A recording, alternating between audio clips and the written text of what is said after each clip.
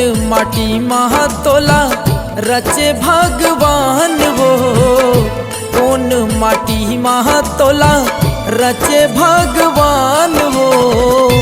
इंद्रधनुष के जैसे हवे तुर मुस्कान वो, इंद्रधनुष के जैसे हवे तुर मुस्कान वो।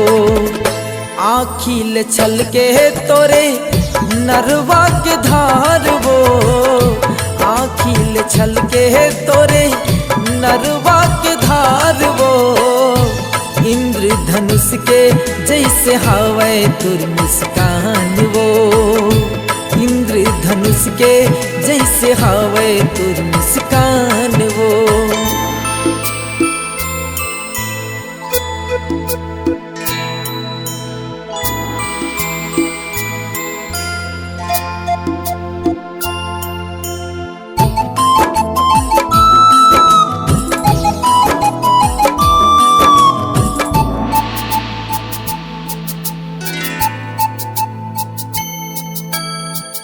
स्वर्ग के लोग खिलाते धरती मायाए, धीरे धीरे माया के रोग बढ़ाए।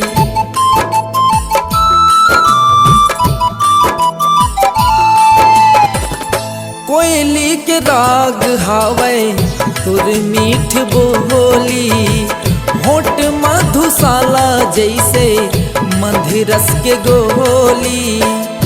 धुरिया झंझा बेरानी अपन के लभार से, धुरिया झंझा बेरानी अपन के लभार से।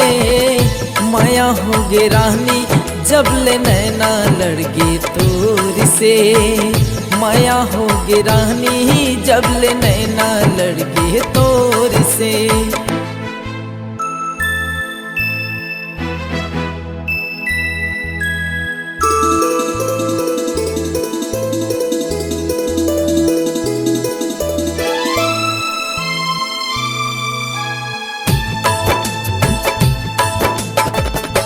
पाँव के घुंघरू बन के रात दिन छनाकते, माथा की बिंदिया बन के माथुमा चमकते।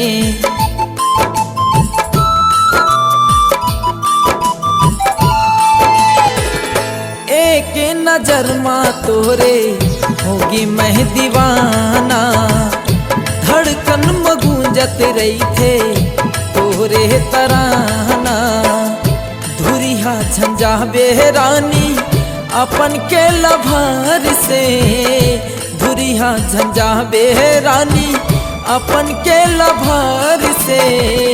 माया हो गे रानी जब ले नैना लड़गे तोर से, माया हो गे रानी जब ले नैना लड़गे तोर से। कौन माटी महातोला रचे भगवान वो, कौन साचा महातोला गढ़े भगवान वो। इंद्रधनुष के जैसे हवे तुर मुस्कान वो, इंद्रधनुष के जैसे हवे तुर मुस्कान।